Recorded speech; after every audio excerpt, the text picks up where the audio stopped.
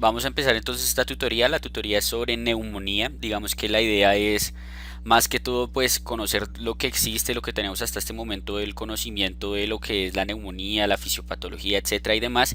Y vamos, digamos que en la gran mayoría de la tutoría vamos a hacer un contraste entre lo que nos dice la guía colombiana, que digamos es la que se fundamenta sobre todo digamos para el parcial de séptimo, etcétera y demás, y lo que dice actualmente la última guía que salió de la ATS del 2019, qué comparaciones hay, qué cosas hay de diferentes, etcétera y demás, para que tengamos en cuenta, digamos, esas diferencias que han existido y cuál es la razón por la cual existen esas diferencias entre la guía colombiana, que digamos ya es un poco vieja, y la de la ATS, que es un poco más reciente, pues del año pasado. Con eso claro vamos a dar inicio. En cualquier momento cualquier pregunta que haya pues se pueden silenciar y hacer la pregunta, o me pueden mandar la pregunta al WhatsApp, no hay ningún lío, y hacemos pues digamos respondemos las preguntas en la medida que sea posible. Nuevamente nos está acompañando residente de medicina interna José David Cruz, entonces cualquier duda también él estará ahí pues para apoyarnos con la parte pues de las respuestas, o con cualquier comentario adicional que haya o que él considere que haya que hacer pues en la digamos en la información que se va a ir dando a lo largo de la tutoría. Listo, vamos a empezar entonces. Básicamente una breve introducción. Básicamente, ¿qué es la neumonía o cómo se define la neumonía? Es un proceso infeccioso del parénquima pulmonar que es secundario a la presencia de algún microorganismo. Es decir, un virus, una bacteria y un hongo pueden generar neumonía. ¿Listo? O sea, hay cualquier tipo de microorganismo, si genera una infección como tal de lo que es el parénquima pulmonar, va a ser como tal pues una neumonía. La incidencia aproximada se estima que es de 1 a 11 por mil habitantes por año, con una mortalidad cercana al 10%, siendo así la infección más mortal a nivel mundial. Quizá no más mortal en términos de la tasa de mortalidad, sino la que más muertes genera a nivel mundial, porque digamos hay otras infecciones como la endocarditis, etcétera, que tienen una tasa de mortalidad más alta, pero en cuanto a digamos la mortalidad neta, es más alta la de la neumonía, por lo que es altamente prevalente, y como vimos pues matas al 10% de las personas que le dan. Entonces es la principal causa de muerte por infección en el mundo. Definiciones que hay que conocer de neumonía siempre que se habla pues del tema es la diferencia entre la neumonía adquirida en la comunidad y la neumonía adquirida en el hospital o neumonía nosocomial. La de neumonía adquirida en la comunidad va a ser cualquier neumonía que se adquiera, pues como su nombre lo dice, en la comunidad, o digamos que el escenario donde toca tener en cuenta esta definición más que todo es en las primeras 48 horas del ingreso hospitalario o después de 7 días del egreso hospitalario. Por el contrario, todo lo que esté más allá de las 48 horas del ingreso hospitalario y antes de los 7 días del egreso hospitalario, pues va a ser la neumonía adquirida en el hospital. Van a ver en bibliografías antiguas, etcétera y demás, si alguno de ustedes se remite a un artículo que no esté tan actualizado, que les van a continuar hablando de un concepto que es la neumonía asociada al cuidado de la salud. Este término ya no existe, está mandado a recoger. Digamos que la ITSA desde el 2014, si mal no estoy, que sacó la guía antes de esta del 2019, estableció que este término no debía existir. Anteriormente habían dicho, no, venga, quizá estos pacientes que están en unidades de cuidado renal, estos pacientes que viven en ancianatos, etcétera y demás, tienen una microbiota o están expuestos, digamos, a unos microorganismos diferentes y se deberían abordar como un grupo diferente cuando a estos pacientes les da una neumonía. Sin embargo, estudios posteriores a esto se dieron cuenta que realmente no había una diferencia significativa entre los pacientes de la comunidad y estos pacientes que habían entrado a ser parte de este grupo asociado al cuidado de la salud. Eran iguales en términos de incidencia, eran igual en términos de etiología, eran igual en términos de mortalidad, etcétera. Además, digamos que no había una razón por la cual tener ese grupo aparte. Por lo cual, la ITSA desde el 2014, en su guía anterior a esta del 2019 que sacó con la TS, dice no, este término deja de existir y ya no existe la neumonía asociada al cuidado de la salud. Solo hablamos de o neumonía adquirida en la comunidad o neumonía adquirida en el hospital. ¿Listo? ¿Cuál es la razón de esto? Pues más o menos lo que estábamos mencionando, que esos primeros estudios en los cuales se fundamentó precisamente este término de neumonía asociada al cuidado de la salud, eh, digamos que estaba un poco falseado en términos de que pues evidentemente los pacientes que incluyeron en estos estudios en el grupo de neumonía asociada al cuidado de la salud tenían unas comorbilidades, etcétera y demás, que podían hacer o podían falsear los resultados mediante variables confusionales. Es decir, el problema no era que estuvieran en una unidad digamos renal, sino el simple hecho de que el paciente que es renal muy probablemente también tiene otras comorbilidades que generan que sea más predispuesto o cosas por el estilo a tener una neumonía. Cuando hicieron digamos una comparación o se pusieron a analizar más a fondo estos estudios y con estudios posteriores a cuando sale este término de neumonía asociado al cuidado de la salud, lo que hacen es hacer un ajuste por comorbilidad y edad y se dan cuenta que la mortalidad era exactamente la misma. Si uno ajustaba a los pacientes de la comunidad y los pacientes de este grupo que habían creado, los ajustaba por comorbilidades y por edad, hacía ese ajuste de variables y hacía, digamos, ya como tal el análisis o los metaanálisis, se dan cuenta que la mortalidad era exactamente la misma. Vean que no hay diferencia o no se va hacia ningún lado como tal de neumonía adquirida en la comunidad versus neumonía asociada al cuidado de la salud. Por lo que, como ya hemos mencionado, este término es, digamos, ya no se usa, ya no se debería usar y no hay razón para estar, digamos, hablando o manejando diferente a un paciente porque hace parte de este anterior grupo conocido como neumonía asociada al cuidado de la salud. Entrando en lo que sería la fisiopatología de la neumonía digamos que se presenta cuando un microorganismo logra sobrepasar las barreras de protección mecánicas y celulares que tenemos, es decir, tanto nuestra inmunidad natural como nuestra inmunidad adquirida. Cuando se da un sobrepaso de estas barreras, pues el patógeno logra llegar al parénquima pulmonar y logra generar un proceso inflamatorio secundario a una infección y pues se lleva ahí a cabo la neumonía. Eso genera una ocupación alveolar que va a generar que haya una respuesta inflamatoria local en donde tenemos tos, esputo, disnea, etcétera y demás.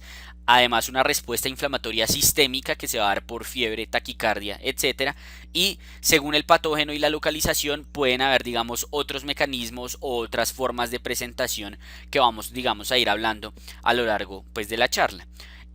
Por ejemplo, si estamos hablando de un patógeno o una neumonía que está en la periferia, puede generar un derrame paraneumónico y un consecuente dolor pleurítico, cosa que no veríamos en una neumonía que no está ubicada en la periferia, sino en un sitio más central del parénquima pulmonar. Por ejemplo, si tenemos una neumonía por Staphylococcus aureus, no vamos a tener una neumonía usual, típica, etcétera y demás, sino que en la placa vamos a ver una neumonía necrotizante, que ya vamos a ver a qué nos referimos con esto. ¿Cuál es la razón por la cual se da este sobrepaso o cómo es que esos microorganismos llegan a lo que sería el alvéolo respiratorio? Digamos que en general se habla de que los alvéolos son estériles. Esto es algo que es debatido. Hay algunas personas que dicen sí, hay una evidencia que dice que tal vez no, pero en general, digamos, se presume que en el alvéolo no hay microorganismos y no llegan microorganismos como tal a generar una infección. La razón por la cual suelen llegar ahí, o la causa más común, son las llamadas microaspiraciones, y es, digamos, esas, como su nombre lo dice, pequeñas aspiraciones del contenido gástrico que se dan hacia la vía aérea, y esas aspiraciones del contenido gástrico arrastran no solo, digamos, los microorganismos que podrían haber en el tracto gastrointestinal, sobre todo en el esófago, porque el estómago por su acidez tiende a ser en cierto modo un cierto grado estéril, y también arrastra como tal los microorganismos que pueden haber en lo que alcanza, digamos, a tocar ese reflujo, por así decirlo, de lo que sería la faringe y la vía respiratoria superior, y eso hace que esos microorganismos que nosotros tenemos ahí, como Streptococcus pneumoniae, como Haemophilus, como Klebsiella, etcétera y demás, hagan una microaspiración, ingresen al parénquima pulmonar y posteriormente generen la neumonía y la infección. Listo, digamos que esta es, mediante diversos estudios que se han hecho, la causa más común por la cual alguien llega a desarrollar como tal una neumonía. Evidentemente, según el paciente y según las comorbilidades, pueden haber otros mecanismos. Digamos, el paciente con una endocarditis del lado derecho por aureus, pues definitivamente no fue que hizo una microaspiración, sino que hizo un embolismo séptico. El paciente, digamos, que es usuario de sonda nasogástrica, etcétera y demás, tiene un problema neurológico, etcétera, muy probablemente no será una microaspiración, sino una aspiración como tal de contenido, digamos, gastrointestinal, y así sucesivamente. Digamos que esto va a ser lo más común, pero no va a ser la única causa por la cual nosotros nos vamos a enfrentar, pues, a un proceso de una infección del parénquima pulmonar y una neumonía. Hablando de la etiología de cuáles son esos microorganismos que van a generar esta neumonía, digamos que según el estudio que miremos va a variar un poco. En general, digamos, a nivel global, la principal causa o la causa más común de neumonía va a ser el Streptococcus pneumoniae, pero siempre hay que considerar posibles patógenos según los factores de riesgo. Hay cierta duda sobre si existe o no una mayor prevalencia viral. Digamos que en general, digamos, si uno coge y mira esos estudios y se ponen a ver que los estudios, pues, digamos, cada vez hacen unas pruebas moleculares más avanzadas, etcétera y demás, paneles respiratorios para tratar de establecer una etiología de neumonía, en muchos estudios uno se va a dar cuenta que la principal causa o el principal resultado que arrojan esos cultivos, demás y esputo van a ser algo polimicrobiano, en donde realmente uno no sabe cuál es la verdadera, digamos, bacteria que está generando el proceso infeccioso. Además de eso, muchos de nosotros podemos estar colonizados o podemos tener de forma concomitante durante una neumonía un proceso viral, digamos, en el tracto respiratorio superior. Y eso generaría que esos esputos que sacan generen una falsa, o pues eso se cree una falsa mayor prevalencia viral, que eso ya lo vamos a ver ahorita en un estudio que habla un poco de eso, y digamos que no es muy claro realmente esto de la etiología. Se sabe que el estreptococo neumonía es el más común, pero por eso mismo vamos a ver ahorita que ya hay unas nuevas consideraciones en cuanto a cómo es esa toma del cultivo, el gram, a qué personas hay que tomarles gram de esputo, porque lo que se han dado cuenta es que muchas veces lo que sale en esos resultados no es realmente el patógeno que está generando como tal la infección, sino que puede ser simplemente colonizantes, etcétera y demás.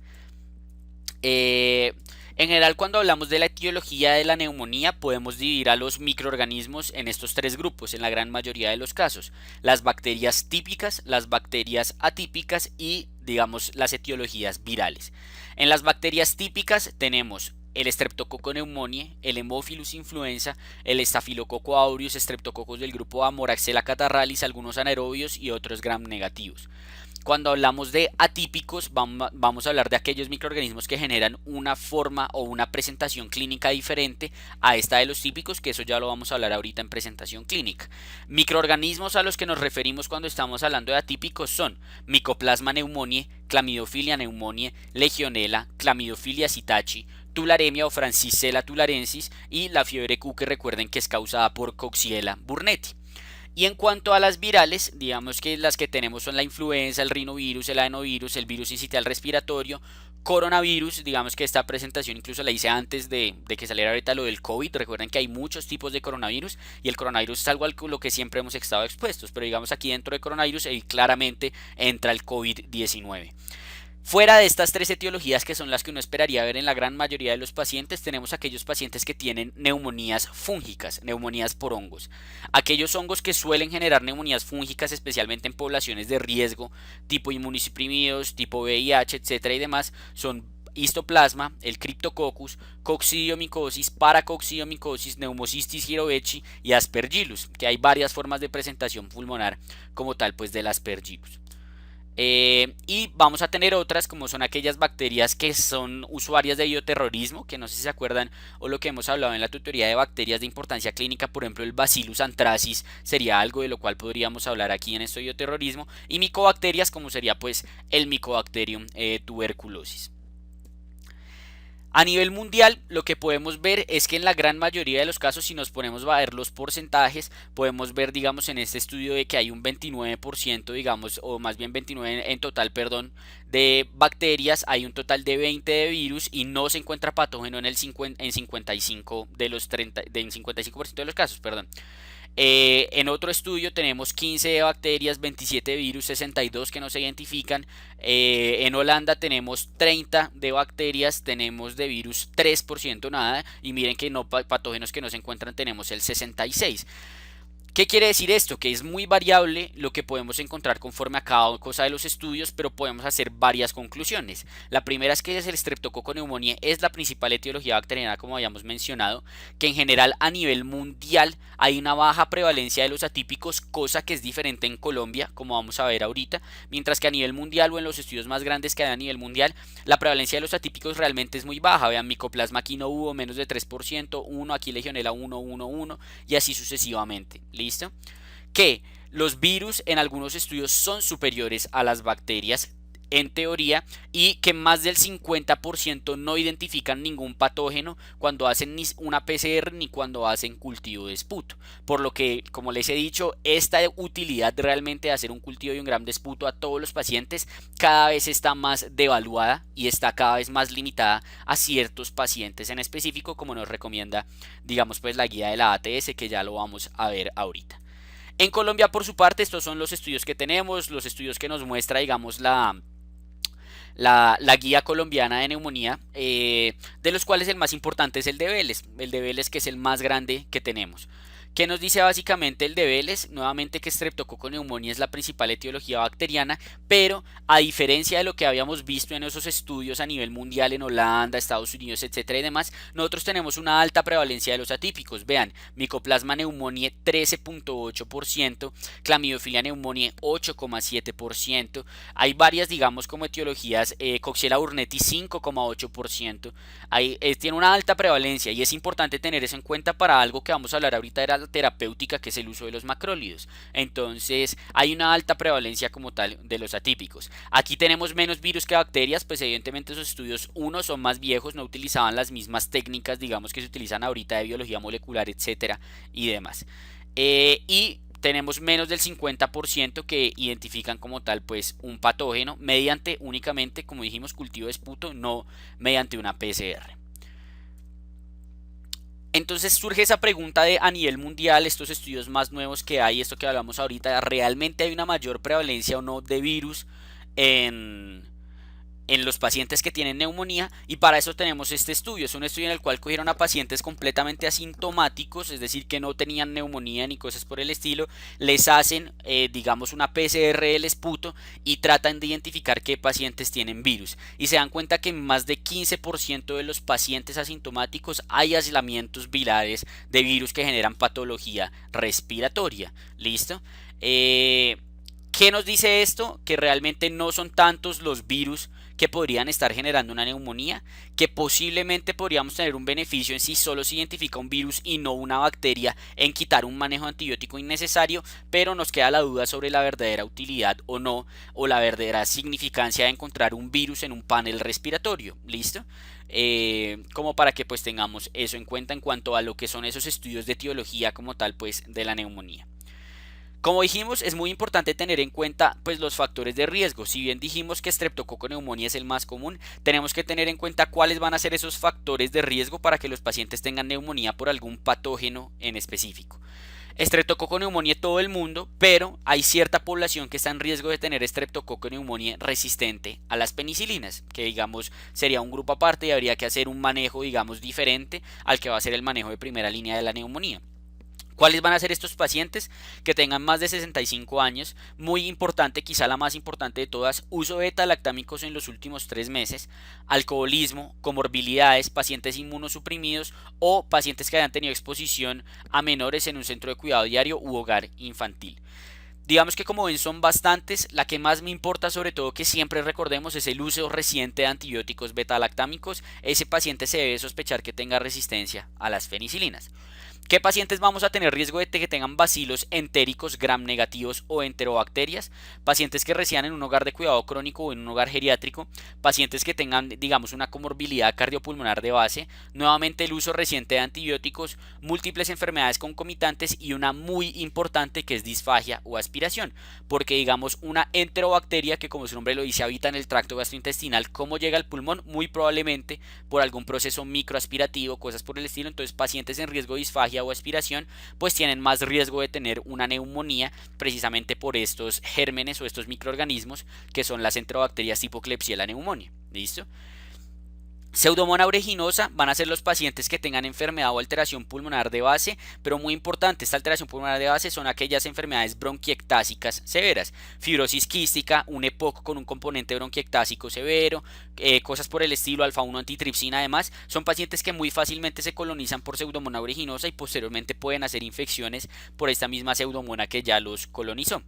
Uso de corticosteroides, más de 10 miligramos de prednisolona por día, terapia de antibiótico de amplio espectro por 7 o más días en el último mes o pacientes malnutridos. De estos, ¿cuáles son quizá los más importantes a recordar? 1. El componente bronquiectásico y 2. El uso de antibióticos de amplio espectro, y aquí también habría que añadir el paciente hospitalizado, o sea, una neumonía nosocomial. Estafilococo aureus por su parte va a ser o se va a considerar en aquellos pacientes que tienen un catéter de hemodiálisis, fístulas, etcétera y demás, que tengan abuso de drogas intravenosas, que hayan tenido una infección previa por influenza, uso previo de antibióticos, especialmente fluoroquinolonas, o una neumonía necrosante adquirida en la comunidad o una infección de la piel que sea grave y pues esté concomitante como tal, digamos, en ese momento con el proceso infeccioso pulmonar. De estafilococo aureus sí nos toca acordarnos casi todos. Los pacientes que tengan un acceso venoso, cosas por el estilo, o que hagan abuso de drogas intravenosas, definitivamente están en riesgo porque pueden hacer endocarditis del lado derecho y embolismos sépticos, etcétera y demás. La infección previa por influenza es muy importante, muy clásica pregunta de revista, de exámenes, etcétera y demás. Un paciente que ha tenido un cuadro gripal que estuvo bien maluco, digamos, estuvo con una gripa, de verdad gripa, así bien maluco, postrado en cama, y que después llega con una neumonía, sospéchele su estafilococo aureus. Muy importante el uso de antibióticos previos, y si ustedes ven en una placa de tórax neumonía necrosante, pues definitivamente hay que sospechar en un estafilococo aureus. Para Legionela neumófila hay varios pacientes fumadores, síntomas gastrointestinales y neurológicos concomitantes, una enfermedad grave que sea una neumonía adquirida en la comunidad y que tenga compromiso extrapulmonar o multiorgánico. Digamos que serían importantes a tenerlos en cuenta, pero ya vamos a ver ahorita que Legionela tiene una pista diagnóstica y es que usualmente se da por agua aerosolizada, como sería un crucero, un hotel o cosas por el estilo. Y para anaerobios, pues pacientes con riesgo de disfagia o aspiración.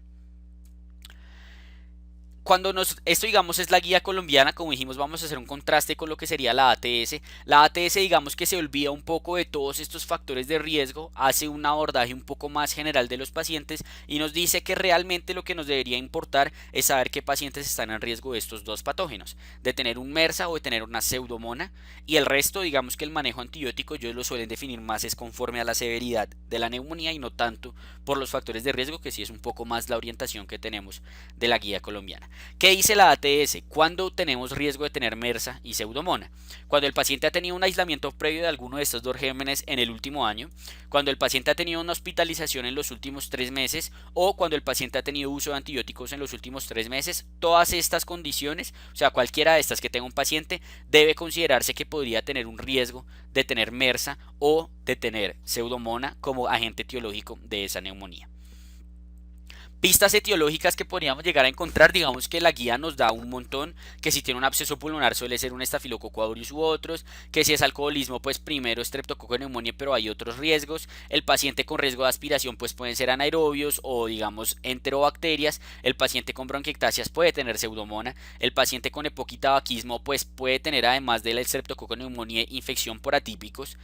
Estadía en hotel o crucero como hemos mencionado, legionela, exposición a guano, el paciente que trabaja en cuevas y esas vainas, histoplasma capsulatum, pájaros, clamidofilias citachi, si se acuerdan yo les había hablado de varias, tularemia, conejos, citacosis, pájaros, fiebre Q, animales de granja y así sucesivamente. Bordetella pertussis el paciente con tos coqueluche y así digamos que el VIH dependiendo de cómo esté su recuento de CD4. Hay varias pistas digamos diagnósticas o etiológicas que hay que tener en cuenta pues dentro de la historia clínica de estos pacientes. ¿Cómo se va a presentar entonces el paciente con neumonía? Ya teniendo claro el por qué se da y cuáles son usualmente, digamos, esos agentes etiológicos, el paciente con neumonía muy probablemente su presentación clínica va a constar de estos tres componentes. 1. Síntomas respiratorios. 2. Síntomas sistémicos. Y 3. Si tiene o no alguna complicación asociada a esta neumonía. En cuanto a los síntomas respiratorios, tenemos un paciente que va a tener tos, va a tener disnea, va a tener expectoración y va a tener alteraciones a la auscultación. ¿Cuáles van a ser esas alteraciones a la auscultación? Aquellas sugestivas de un síndrome consolidativo, es decir, de un síndrome de ocupación alveolar. Recuerden que los alveolos se pueden ocupar por pus, que es el caso de la infección, por agua, que sería el caso del edema, por sangre, que sería el caso de una hemorragia alveolar, o en el peor de los casos proteínas o masa tumoral o cosas por el estilo, ¿listo? Pero entonces en el contexto de la neumonía tenemos un paciente que tiene ocupación alveolar por pus, tiene un material ahí infeccioso purulento en sus alvéolos, y eso va a generar una consolidación y eso va a generar alteraciones propias en la auscultación. ¿Qué alteraciones vamos a escuchar? En primer lugar, estertores es las más comunes y pues las que más deberíamos saber reconocer. Eso de fina burbuja, gran burbuja, bla, etcétera y demás, cada vez más está como un poco dejado, no se usa tanto, sino que simplemente se habla de estertores o no hay estertores o no hay estertores, ¿listo? Estos estertores digamos que van a ser precisamente por esta ocupación alveolar que tenemos en ese momento. Otras alteraciones a la auscultación que podríamos encontrar secundarias a esto puede ser la higofonía y la pectoriloquia. Y en otros hallazgos, digamos al examen físico del paciente con un síndrome consolidativo, pues va a tener como tal matidez a la percusión y va a tener un aumento en las vibraciones vocales del lado que tiene afectado, o sea, el lado ipsilateral. En cuanto a los síntomas sistémicos que puede llegar a presentar el paciente con neumonía, tenemos fiebre, taquicardia, cianosis, alteración del estado de la conciencia, es decir, piensen en el síndrome de respuesta inflamatoria sistémica. Y asociado a complicaciones podemos tener un paciente con dolor torácico si tiene un derrame paraneumónico, cosas por el estilo, un paciente que nos llegue con una insuficiencia respiratoria como tal, el paciente que llegue séptico o el paciente que llegue con una afección extrapulmonar, como por ejemplo eso que vieron ahí de legionela, que legionela puede generar afección extrapulmonar, sería algo que pues podría llegar a ocurrir. En general, así como vimos que la etiología la podíamos dividir en las bacterias típicas, en las bacterias atípicas y en los virus, la presentación clínica también la podemos dividir así. ¿Cómo va a ser la presentación clínica del paciente que tiene un estrepto, neumonía ahí metido? ¿Cómo va a ser la presentación del paciente que más bien tiene un micoplasma? ¿Y cómo va a ser la presentación del paciente que más bien tiene una influenza? ¿Listo? Los típicos se van a presentar de una forma aguda y severa. Es el paciente que nos dice yo estaba bien y en 3 a 5 días ya estoy maluco, estoy ahogado, dificultad respiratoria, desaturación, etcétera y demás, fiebre, síndrome de respuesta inflamatoria sistémica. Y va a tener un síndrome consolidativo, es decir, los patógenos típicos suelen hacer una consolidación lobar, es decir, de un solo sitio del pulmón. Por su lado, los atípicos va a ser un paciente que tiene más bien un cuadro insidioso. Dice yo llevo 10 días tosiendo, 5 a 10 días tosiendo. Sí, me siento a veces pues un poquito ahogadito, pero nada más el señor se siente bien. Pero, y por eso se le conoce como la neumonía caminante. Y muchas veces tiene manifestaciones extrapulmonares. ¿Listo? ¿Qué otra cosa es importante mencionar de los atípicos que quizás se me olvidó poner acá? Los atípicos suelen tener algo que se llama la disociación clínico-radiológica. Es decir, a estos pacientes ustedes los auscultan y les pueden encontrar estertores en todo lado, porque los atípicos no generan una consolidación en un único sitio, sino que generan como una afección más generalizada del parénquima pulmonar sin hacer una consolidación como tal, es decir, sin ocupar como tal la totalidad de los alvéolos de algún segmento pulmonar. Eso va a hacer que haya alteraciones generalizadas a la auscultación y que también cuando ustedes le tomen una placa de tórax, la placa de tórax de los pacientes con neumonía típica es una placa que uno la podría describir como sucia, tiene un montón de infiltrados por todo lado, etcétera y demás. Uno dice este man debería estar súper mal porque veía ese pulmón como está, pero usted lo ve y el man está perfecto en su consultorio y por eso se le conoce como la neumonía caminante y es un cuadro más bien insidioso y muchos van a tener manifestaciones pues extrapulmonares. A nivel viral también vamos a tener un cuadro insidioso. La principal diferencia del viral con el atípico para que lo tengamos en cuenta es que el viral muchas veces además se va a acompañar o se va a predecer, o sea, va a tener antes del componente pulmonar un componente respiratorio superior. Rinorrea, tos, etcétera, odinofagia y demás. Más bien un cuadro como gripal. Y en algunos casos los virus, aunque pues también las bacterias pueden evolucionar a un SRA, como es lo que puede ocurrir, digamos, con el COVID-19, que es por lo que se termina muriendo pues la gente que se infecta por este nuevo coronavirus. ¿Cómo va a ser el abordaje diagnóstico entonces? Les llegó el paciente, ustedes ven, lo examinan, todo parece que podría ser, digamos, una neumonía. Van a determinar, uno, cómo van a confirmar el diagnóstico, o sea, yo lo sospecho, cómo lo confirmo. Dos, van a determinar a qué pacientes le van a buscar la causa específica o el patógeno específico que le está causando esa infección y a qué pacientes más bien no. Y van a determinar qué estudios adicionales van a tomar. Para eso vamos a ver que tenemos diversas herramientas y vamos a ir cada componente de, digamos, como viéndolo más a fondo. Vamos a empezar con la confirmación diagnóstica. ¿Qué nos dicen? Cualquiera de las dos guías, cualquier bibliografía que ustedes lean, les va a decir, un paciente con neumonía tiene que tener síntomas y alteración nueva en una imagen. Sí o sí, un paciente con neumonía yo lo diagnostico con una imagen. Es decir, yo no puedo diagnosticar una neumonía sin una radiografía, un TAC, algo que me evidencie que tengo una imagen sugestiva de ocupación alveolar, de infección, de neumonía. Esta evidencia imagenológica entonces se puede hacer o mediante una radiografía o mediante un TAC de tórax, ¿cierto? En la radiografía, digamos que ya tuvieron la tutoría de radiografía el sábado, podemos ver que digamos definitivamente tenemos una consolidación acá, es una consolidación lobar, si ustedes ven está muy bien definida la cisura que separa como tal el lóbulo superior del lóbulo medio y vemos una consolidación acá, ¿cierto? Esto está más blanco, está más radiopaco. Entonces tenemos una consolidación lobar, muy probablemente una neumonía típica y que si uno se va, digamos, al TAC de este paciente, este sería la imagen que nos podríamos encontrar, un paciente que tiene una consolidación y adicionalmente tiene aquí adentro bien pintadita la vía aérea, que eso es lo que se conoce como broncograma aéreo. Entonces, sea con radiografía o sea con TAC, hay que confirmar digamos, este diagnóstico. ¿Cuál va a ser evidentemente la opción de primera elección? La radiografía, porque uno es más barata, dos está más disponible y tres genera menos riesgo por exposición a radiación al paciente. ¿Listo? ¿Qué podemos encontrar entonces en la radiografía de tórax que sea sugestivo de un proceso infeccioso en el parénquima pulmonar o de una neumonía? Podemos encontrar estas dos alteraciones, una consolidación como tal o un paciente que solo tenga infiltrados. En la consolidación, ya vamos a, como hemos dicho, pues es una opacidad larga, densa, homogénea, que suele ser pues lobar o afecta solo un componente o un segmento del pulmón. Por su parte, los infiltrados no van a ser cuando, digamos, a diferencia de la consolidación, los alvéolos ya están llenos en su totalidad, sino que están ahí como parcialmente llenos. Esos infiltrados pueden ser alveolares, que va a ser este caso que estoy diciendo. También puede haber infiltrados intersticiales donde el problema pues ya no está como tal en el parénquima o como tal en el alvéolo, sino en el intersticio.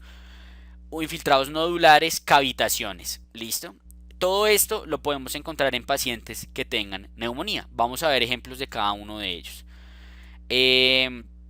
Se suele hablar, digamos, de estos tipos de neumonía o estos patrones de neumonía a nivel de la radiografía de tórax: la neumonía lobar, la neumonía segmentaria, la neumonía intersticial, la neumonía redonda y la neumonía con cavitaciones. En general podemos decir que la neumonía lobar y segmentaria va a ser esa radiografía que vimos ahorita, la típica consolidación en un solo segmento, etcétera y demás, que va a ser más característico de una neumonía típica. La neumonía intersticial, por su parte, va a ser más característica de los patógenos atípicos que van a tener estos infiltrados intersticiales, que ustedes ya saben que es como una malla, etcétera y demás. La neumonía redonda es característica del Streptococcus pneumoniae, o sea, en la neumonía típica. Y si ustedes tienen una neumonía cavitaria, pues definitivamente hay que pensar en una neumonía necrotizante secundaria a un Staphylococcus aureus. Y siempre acá en Colombia, pues teniendo la sospecha de la tuberculosis, por lo que somos un país endémico. Entonces, estos son ejemplos, digamos, de lo que se podría encontrar. Esta es una radiografía de tórax normal. La idea es comparar esta con las otras que vamos a ver ahorita. Entonces, este es un paciente en el cual definitivamente hay una alteración. Me voy a ir primero a esta placa. Es una placa antero-posterior, como pueden ver. Aquí tenemos toda la vía respiratoria. Se ve un poco sucia, así un poco de infiltrados. Podría ser calidad, problemas de la técnica, etcétera o no. Pero lo que sí podemos ver claramente es que aquí tenemos un proceso consolidativo, ¿cierto? Esto está más radiopaco. Tenemos una zona que está más radiopaca y a través de ella, si ustedes se fijan, se puede pintar la vía aérea. Voy a seguirla acá con la manito. Miren aquí la vía aérea, miren aquí la vía aérea, acá también se puede pintar.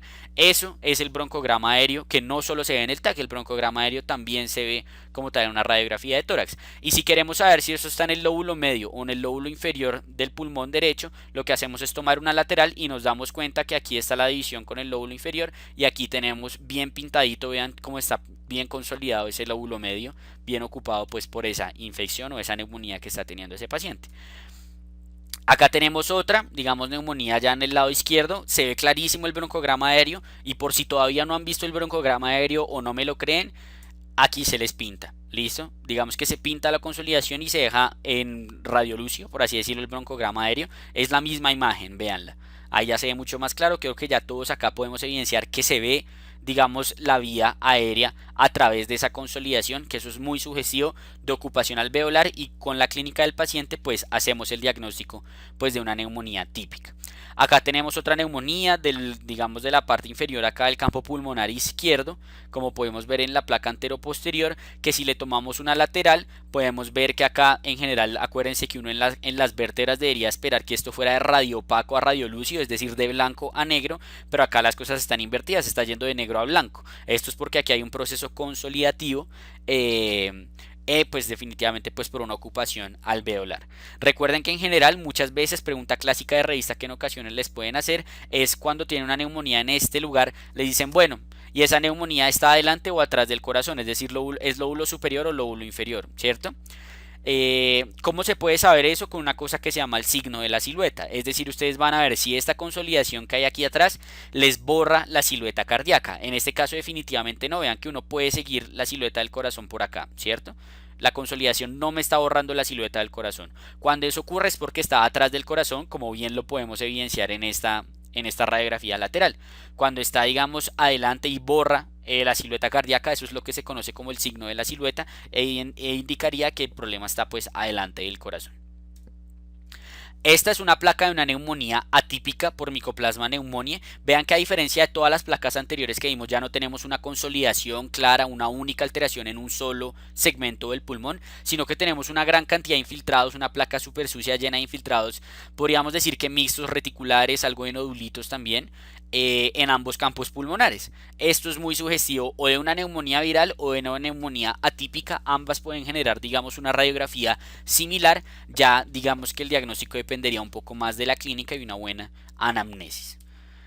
Este es otro ejemplo, digamos, de una radiografía que se puede tener. Está llena de infiltrados intersticiales, como ustedes pueden ver. Que pues se puede evidenciar, digamos, en algunos pacientes. Aquí tocaría valorar las comorbilidades. Por ejemplo, si se encuentra esto en un paciente VIH, pues córrale, puede ser un neumocistis. Si no es un paciente VIH, entonces toca ver qué puede estar sucediendo y empezar a buscar las posibles etiologías de estos patrones. Estos ya son infiltrados más de tipo nodulares, como ustedes pueden ver. Tenemos un montón de nodulitos por ahí regados. Esto puede ser secundario a TBC, puede ser secundario a histoplasma, pueden haber varias alteraciones sugestivas aquí de este patrón, digamos, de la radiografía. Acá tenemos otro, un paciente que definitivamente tiene una gran cantidad de ocupaciones, una gran cantidad de opacidades, digamos, consolidaciones relacionadas en todo el pulmón, en todos los, más bien en generalizada en todos los campos pulmonares. Que es muy sugestivo pues de una neumonía multilobar, listo. Esto también se podría llegar a ver, quizá no con tantos, pero algo relacionado en un paciente con metástasis pulmonar, el famoso patrón en suelta globos, pero esta era de una etiología pues infecciosa. Aquí también digamos algo a sospechar, son causantes de neumonías multilobares. Si es un paciente inmunosuprimido, alguna etiología fúngica, tipo histoplasma, pensar tuberculosis, etcétera, además. Acá tenemos la neumonía necrotizante que estábamos mencionando ahorita, que son los pacientes que tienen estas, digamos, cavitaciones, que pues más que cavitaciones por el grosor de la pared, eso se define según el grosor de la pared, si es mayor o menor a 2 centímetros, etcétera, además, si es una cavitación o un neumatocele o un quiste. Aquí tenemos un neumatocele donde tenemos, pues, ustedes ven que aquí hay un hueco, definitivamente, hay un hueco y hay un nivel hidroaéreo dentro de ese hueco. Esto es pus y esto es aire de algo que se destruyó. Esto es una neumonía necrotizante y es muy sugestiva de un patrón que puede generar un estafilococo aureus. ¿Listo? Entonces vean que son una gran cantidad de alteraciones que podemos encontrar secundarios a un proceso infeccioso en el pulmón. ¿Listo? Y hay que conocer pues algo de cada una de ellas. Cuando se tienen dudas, etcétera y demás, se indica la toma de un TAC de alta resolución, una tomografía axial computarizada de alta resolución, que es lo que se conoce como TACAR. ¿Qué se va a ver en el TAC o cómo se analiza más bien un TAC? Con algo que se llama el lobulillo pulmonar secundario. El lobulillo pulmonar secundario es la unidad funcional del pulmón, mide más o menos 1 a 2 centímetros y se compone de más o menos 5 a 15 acinos alveolares, y uno realmente, digamos que en un TAC normal no debería poder ver la división, por así decirlo. Uno no debería poder ver, no, si aquí veo cada lobulillo pulmonar, eso no es normal. Uno si llega a ver eso es porque hay algo alterado en ese TAC. ¿Qué cosas vamos a encontrar, digamos, sugestivas de infección en un TAC? Estas dos alteraciones, el virio esmerilado y la consolidación. Digamos que el virio esmerilado sería lo que conocíamos en la radiografía como infiltrado alveolar, el paciente que tiene esos infiltraditos ahí, como que es que los alveolos están ocupaditos pero no ocupados en su totalidad, mientras que la consolidación por su parte va a ser cuando tenemos la ocupación total alveolar. ¿Listo?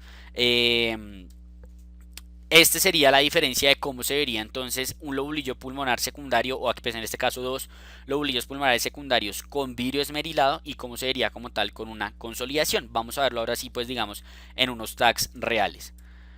Aquí tenemos este primero, bueno, este es el árbol en gemación, que se me olvidaba mencionarlo. También, digamos, es sugestivo de algunos procesos infecciosos, que se conoce pues como una bronquiolitis, que pues por una ocupación de los bronquiolos terminales y de los alvéolos. Ustedes ven que son todos los bronquiolos terminales, la vía aérea terminal, y después se pintan también los alvéolos, y se conoce así como pues árbol en gemación. Cuando uno ve esto, sí o sí sospecha tuberculosis en un paciente, aunque pueden haber otras etiologías de estos patrones, digamos, en el pulmón. Pero en términos de neumonía, etiología infecciosa, si uno ve esto y se está regado en todo el pulmón, piense que ese man puede tener una tuberculosis.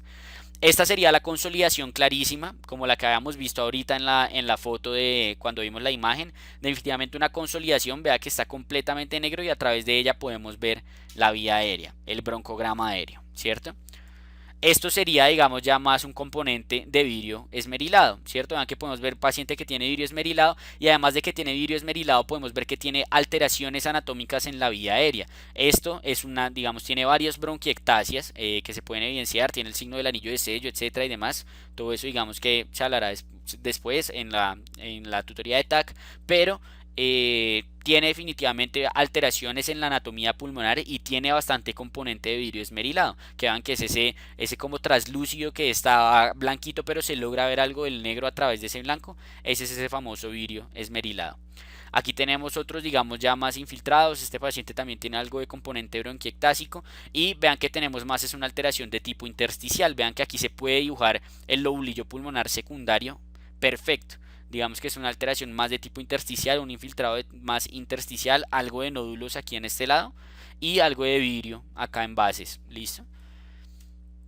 Otras alteraciones, este digamos ya es mucho más nodular, no es tan digamos intersticial. Nuevamente aquí tenemos un componente, vean esta bronquiectasia que está acá. Esto no es normal, uno la vía aérea no la debería ver así, ¿cierto? Y tenemos varias alteraciones, varios nódulos, aquí por ejemplo esta flecha nos está señalando varios nódulos que sería pues también podría ser por una ocupación o sugestivo de algún proceso como tal pues infeccioso. Aquí tenemos un paciente que además de que ustedes ven que tiene esta consolidación acá, pues acá definitivamente hay un proceso consolidativo, tiene un derrame pulmón, un derrame pleural. Vean acá cómo se pinta esto de aquí abajo. Todo esto es líquido. Todo esto blanco de acá, uno usualmente debería ver el pulmón como se veía, esperen, me voy a volver, como se veía acá, el pulmón bien pegadito a la reja costal. Acá ustedes ven que la reja costal está separada del parénquima pulmonar y es porque precisamente aquí hay pues un componente líquido que sería pues el derrame pleural en este paciente. Aquí una consolidación, también podría ser pues digamos secundaria a un proceso infeccioso. ¿Cuáles son las indicaciones entonces, digamos, de cada una? ¿A quién le vamos a tomar la radiografía? ¿A quién le vamos a tomar el TAC? La radiografía va a ser a todos, ¿listo? Como dijimos, tenemos que tener una evidencia imaginológica para diagnosticar la neumonía. Entonces, el paciente que me llega con la sospecha, tengo que tomarle la placa de tórax, perdón, sí o sí. El TAC, por su parte, si no se lo va a andar tomando a todo el mundo. Se lo va a tomar al paciente que le tomó una radiografía y que no es diagnóstica o que tiene todos esos infiltrados, como que vimos un infiltrado intersticial difuso, un infiltrado alveolar difuso, nodular difuso, que yo digo como, bueno, aquí no es muy claro qué es lo que estoy teniendo, le voy a pedir un TAC para poder, digamos, objetivar un poco más qué es lo que hay en este pulmón o cuál es la alteración que hay en este parénquima. Cuando tenemos una sospecha de infección por otro patógeno, sospecha de tuberculosis, si yo veo un paciente que tiene un montón de cavitaciones, si yo veo un paciente que tiene algo que me puede ser sugestivo, un aspergiloma, cosas por el estilo, pues mejor le pido su TACAR. O un paciente que tenga sospecha de complicación o alteración estructural, si yo veo una placa muy sucia, como llena de algo que parece que son bronquiectasias en la radiografía, pues mejor le pido su TAC para yo estar seguro que tiene un componente bronquiectásico importante y conforme a eso ajustar, digamos, los factores de riesgo y las posibles sospechas etiológicas de la infección de ese paciente. ¿Cuáles van a ser entonces los pasos a seguir una vez yo diagnostico la neumonía? Ya me llegó el paciente, yo dije tiene síntomas de neumonía, le tomé la imagen, es diagnóstica, pum, hago el diagnóstico de neumonía. ¿Qué voy a hacer entonces a continuación? Los dos pasos a seguir son estos. Estratificarlo y según a la estratificación y su riesgo de mortalidad voy a determinar dónde lo voy a manejar, cuál va a ser el lugar de su manejo, hospitalizado, UCI o en su casa. Para la estratificación tenemos dos componentes principales, que es el PSI y el CRUB65, y una variante del CRUB65 que es el CRB65, que es sin la uremia, para poder hacerlo, digamos, sin paraclínicos. Y el lugar de manejo por su parte lo podemos definir en esos, digamos, como estadios. Es ambulatorio, va a ser hospitalario, el hospitalario va a defender un poco el PSI y el CRUB, y esto de ATS, ITSA y SMARCOP me va a determinar si el paciente requiere o no requiere UCI. Para la estratificación entonces, la estratificación lo que me va a determinar es el riesgo de mortalidad y según eso me va a poder determinar si a ese paciente yo lo puedo mandar a la casa o tengo que dejarlo hospitalizado. Y además de eso, vamos a ver que en la guía, sobre todo pues la colombiana, la estadounidense no es así, pero la colombiana organiza los grupos de neumonía según el CURP y según eso se define cuál va a ser el manejo pues, de ese paciente.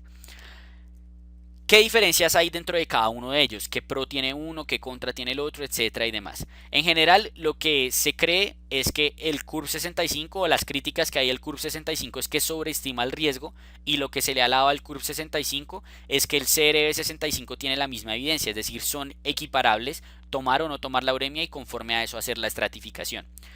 El PSI por su parte se dice, o su crítica es que subestima el riesgo, pero lo que se dice que sería bueno es que si el PSI es más exacto que el PUR 65, va a generar que haya una menor cantidad de hospitalización innecesaria. Cuando uno lee la guía colombiana habla de estos dos problemas, habla de la sobreestimación del CURB, de la subestimación del PSI, pero la guía colombiana se decanta, por así decirlo, por el CURB 65, por su facilidad y por el hecho de que en zonas rurales, etcétera y demás, se podría aplicar únicamente el CRB 65 y con eso podríamos determinar dónde vamos a manejar a ese paciente. La ATS-ITSA, digamos con una evidencia un poco más reciente, estudios de comparación entre estos dos, dicen no, realmente el problema no es este, no es que el PSI subestime el riesgo, es que el PSI es mejor, el curve es el que sobreestima el riesgo, entonces la ATS-ITSA se queda con el PSI. ¿Cómo lo vamos a interpretar según cuál sea que utilicemos? El CURV 65 es un acrónimo. La C corresponde a confusión, que es cuando uno tiene un Folstein menor a 9 o de desorientación. La uduremia, que es cuando tiene un boom de 20 o mayor. La R de frecuencia respiratoria mayor a 30. La B de presión arterial sistólica menor a 90 o presión arterial diastólica menor a 60, es decir, hipotensión. Y 65 de un paciente mayor de 65 años. Y su interpretación es así. Uno los divide en grupo 1, grupo 2 y grupo 3. El grupo 1 es el que tiene el curva entre 0 y 1. Cada componente suma un punto. Entonces un curve 0 o 1 es un grupo 1 y tiene una mortalidad del 1,5%. El grupo 2 va a ser el que tiene el curve 2, que tiene una mortalidad del 9,2%. Y el grupo 3 va a ser el que es curve 3 a 5, que tiene una mortalidad del 22%.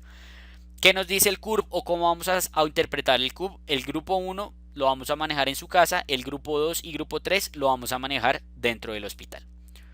El PSI por su parte, digamos que también divide en tres grupos a las personas en un riesgo bajo, moderado y alto, y va a ser exactamente igual. El riesgo bajo lo manejo en la casa, el moderado y el alto los manejo dentro del hospital.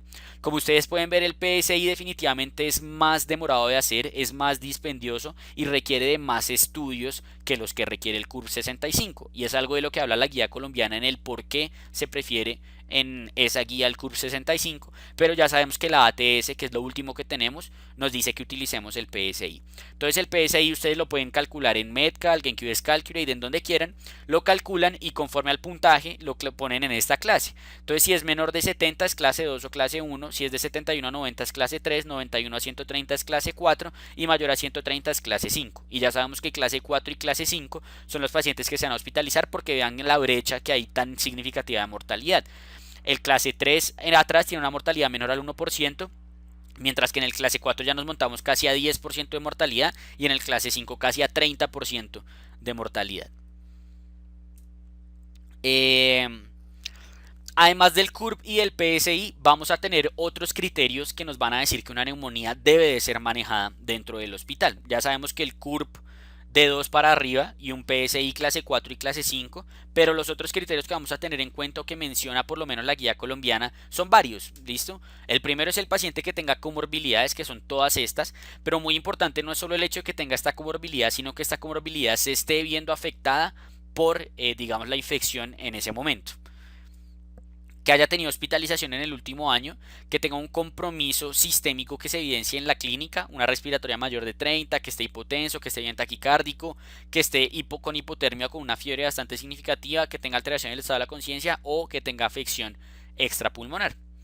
Un paciente que tenga compromiso sistémico paraclínico, y aquí están digamos como los puntos de corte que establece la guía: leucopenia o digamos una leucocitosis mayor a 30.000, neutropenia moderada que sería menor a 1.000, hipoxemia, hipercapnia, alteración en la función renal, que el paciente esté hemodiluido por así decirlo, un hematocrito menor de 30%, que esté anémico, que tenga acidosis, que tenga CID o sepsis, pues esas definitivamente hay que hospitalizar a esos pacientes. Complicaciones, es decir, que yo vea que el paciente tenga un compromiso multilobar, que el paciente tenga neumatoceles sugestivos de una neumonía necrotizante, o todo paciente que tenga un derrame pleural con una neumonía se debe quedar hospitalizado. ¿Listo? O pues la última, pues la de siempre, factores socioeconómicos, el paciente que vive muy lejos, el paciente que es viejito y no le van a dar los medicamentos, etcétera y demás, y que uno dice, no, si este man lo llevo para la casa, ya no le van a manejar la neumonía con lo que yo le mande, entonces mejor lo hospitalizo y le manejamos la infección acá. Y por último, pues el CURB y el PSI que habíamos mencionado, 2 para arriba y clase 4, clase 5, el PSI. Por último, digamos que en cuanto a esto de determinar dónde lo voy a manejar, según la estratificación es esto. A quienes entonces que yo decidí hospitalizar, además de que los hospitalicé, los voy a mandar para la UCI. Para esto tenemos dos herramientas. La ATS-ITSA, que es un score que crearon estas dos sociedades, o el SmartCop. La ATS-ITSA, digamos que tiene una sensibilidad del 79%, una especificidad del 78%, y lo que nos habla es de que con un criterio mayor o con tres criterios menores, el paciente tiene que ir para UCI. Ya vamos a ver cuáles son precisamente pues esos criterios. Por su parte, el SmartCop tiene una sensibilidad y una especificidad similar. Se va a determinar que un paciente se va a UCI cuando tiene un potaje superior a 5, pero el problema del SmartCop es que se usa para clínicos que no son de rutina. El principal ejemplo que por ejemplo menciona la ATS para decir el SmartCop mejor no, quedémonos con el ATS ITSA, es que usa la albúmina y uno no va a tener para pedir albúmina en todo lado, no le va a salir de una, no va a ser fácil, etcétera y demás. Entonces, ¿qué nos dice la guía, tanto la colombiana como la ATS del 2019? Para determinar quién se va para UCI, lo mejor es que usted utilice el score de ATS ITSA, que es este que tenemos acá. Los criterios mayores básicamente es que el paciente esté con soporte vasopresor o que lo haya tenido que intubar. Y los criterios menores va a ser, si ustedes se fijan, el CURB 65 sin el 65 de los años, o sea, el CURB solamente. Frecuencia respiratoria mayor a 30 por minuto, que habíamos mencionado en la R del CURB. Vean la uremia nuevamente, BUN mayor a 20. Vean el paciente con hipotensión que requiere alto aporte de líquidos y vean el paciente con confusión. O sea, es decir, si ustedes tienen un CURB de 3 y ese 3 no es por la edad, sino que es por alguna de las otras variables, el paciente les cumple criterios usualmente para ir para UCI.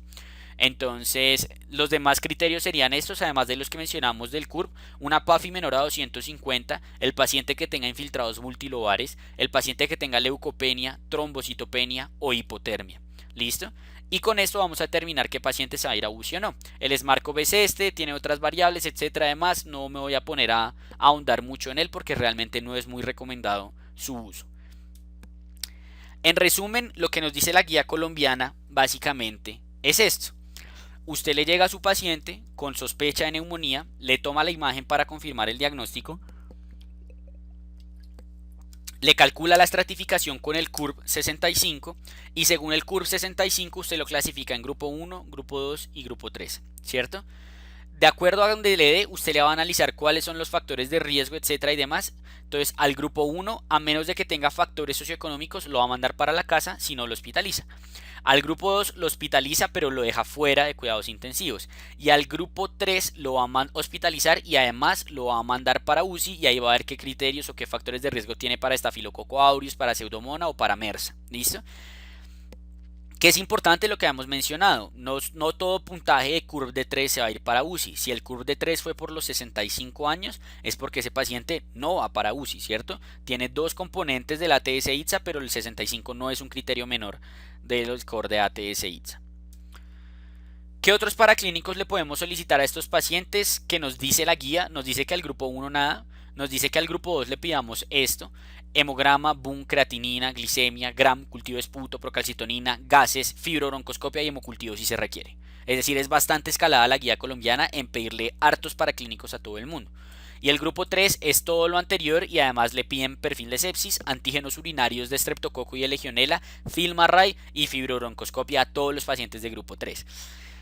Digamos que esto es un poco debatible. Yo se los pongo acá porque pues es lo que dice la guía colombiana, pero es un poco debatible el hecho de porque hay nueva evidencia de muchas cosas como por ejemplo la procalcitonina, que ya sabemos que realmente no nos sirve para saber si hay una diferencia en etiología bacteriana viral, pero sí nos podría llegar a servir para algo de manejo antibiótico, etcétera. Ya vamos a hablar un poquito de eso. Lo mismo, lo que habíamos mencionado, el GRAM y el cultivo de esputo, que cada vez es más evidente que es muy inexacto, etcétera. Además, entonces, pues esto es lo que dice la guía colombiana. ¿Qué nos dice la ATS ITSA? La ATS ITSA ya vamos a ver que no le va a recomendar esto a todo el mundo. ¿Listo?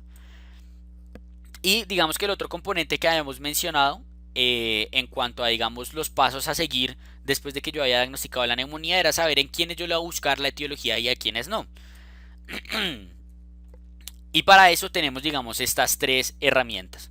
El cultivo de esputo, la PCR del esputo o el film array, como le quieran llamar, respiratorio, y otros.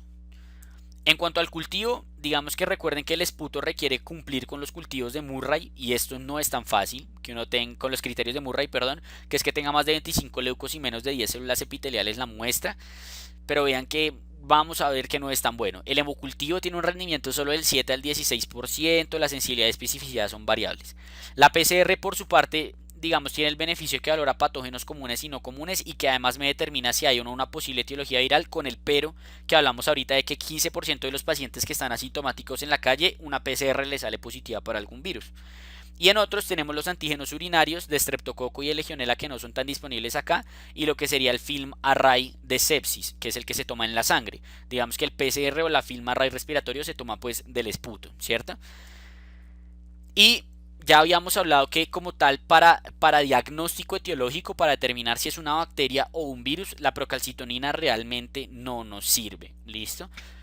Cuál es la lógica por la cual se empezó a utilizar esta, digamos, esta hormona o este péptido que es la procalcitonina? Eh, Se dieron cuenta que la procalcitonina normalmente todos nosotros la producimos en las células parafoliculares de la tiroides, ¿cierto? Pero lo que pasa, además de esto, es que cuando uno tiene una infección, se dieron cuenta que cuando esa infección era mediada por productos como el TNF-alfa, el IL-1 y el IL-6, que eran los derivados o los que mediaban la infección bacteriana, por una etiología bacteriana, ya no era solo la tiroides la que producía la procalcitonina, sino que eran todas las células del cuerpo. Mientras que, como la inflamación viral o cuando uno tiene una infección por virus, la inflamación inhibe el TNF-alfa y se da más por una vía del interferón, teóricamente no tenía por qué empezar a producirse procalcitonina en todo el cuerpo. Y por eso empezaron a decir, venga, pues socialicemos la procalcitonina y si la procalcitonina está alta es porque tiene una bacteria, si la procalcitonina no está alta es porque tiene un virus. Y ese fue el principal uso o el boom cuando salió la procalcitonina. Vamos a ver que esto pues no es tan así y cada vez hay más estudios que van a refutar esto. Después de esto, cuando ya la procalcitonina dejó de servir para diferenciar entre bacteriana y viral, lo que dijeron fue, bueno, la procalcitonina entonces de pronto nos puede servir para determinar qué tanto tiempo yo le tengo que dar antibiótico a un paciente. Y en esto sí tenemos un poquito más de evidencia que nos soporta el uso de la procalcitonina, especialmente en infección pulmonar. Estos son los estudios, digamos, de procalcitonina. Lo que se dieron cuenta es que no hay umbral en la diferencia a nivel etiológico en un paciente que tenga una neumonía de etiología viral de una neumonía de etiología bacteriana. O sea, los que les lograron hacer un aislamiento compararon los niveles de procalcitonina de los que les dio positivo para virus y los de que les dio positivo para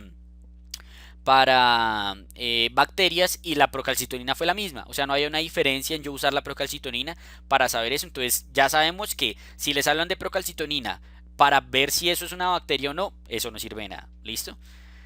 ¿Para qué sí sirve o para qué se ha mostrado un poco más? Este es el primer estudio en el cual se basa todo, que es el ProHOSP, que básicamente es esto. Determinan a quienes les deberíamos empezar antibióticos según el valor de procalcitonina y después de que yo le inicio el antibiótico a alguien, con qué valor de procalcitonina yo podría retirarlo. ¿Para qué hicieron esto o qué es lo que han mostrado los estudios de esto? Uno, pues disminuye el uso de antibióticos o la duración como tal de terapéutica antibiótica sin, digamos, empeorar la mortalidad o cosas por el estilo, etcétera y demás. ¿Qué es lo que nos dice este estudio? Nos dice que si el paciente tiene una procalcitonina menor a 0,1, mejor no le ponga antibiótico. Si la procalcitonina está encima de 0,25, está recomendado ponerle antibiótico y si está encima de 0,5, definitivamente póngale antibiótico. Y después usted le hace el control de la procalcitonina. Y usted lo que hace es esto: si la procalcitonina está menor a 0,1, recomendado quitar el antibiótico. Si está mayor a 0,25, perdón, aquí es menor, me equivoqué en el orden del signo. Si está menor a 0,25, considere si la quiere quitar o no. Pero digamos que pues no tengo todos los estudios acá, pero los estudios más adelante que han ido saliendo de la procalcitonina ya no casi utilizan valores absolutos, sino que lo que dicen es, vea, más bien usted analiza en 72 horas a ese paciente cuánto le cae la procalcitonina. Si la caída de la procalcitonina es mayor del 90%, definitivamente es muy recomendado quitar el antibiótico. Si es mayor del 80%, es recomendado. Algunos hablan de 50%, pero con 50% uno ya se la está como jugando y apostando un poquito, ¿cierto?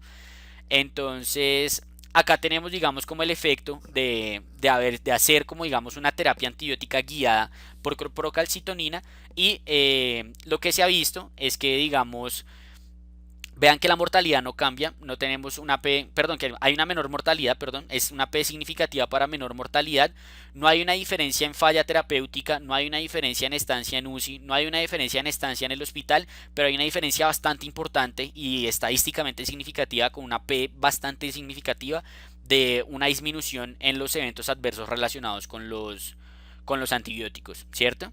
Entonces, eso es lo que se ha visto como tal de hacer uso de la procalcitonina. Entonces, lo que tenemos hasta ahora con la procalcitonina es no sirve para diferenciar etiología bacteriana de etiología viral, sino sirve para hacer una duración antibiótica.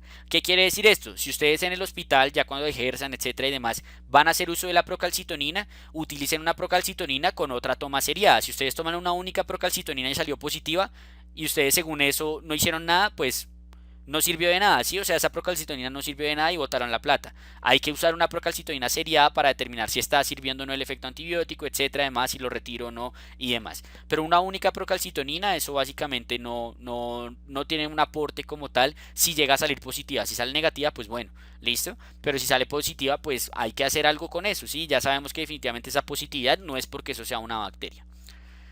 ¿Qué nos dice ahora sí entonces ya la ATS en cuanto a todos estos paraclínicos? La colombiana nos decía grupo 2 tómele todo, grupo 3 aún más, a todo el mundo tómele procalcitonina básicamente que usted hospitaliza.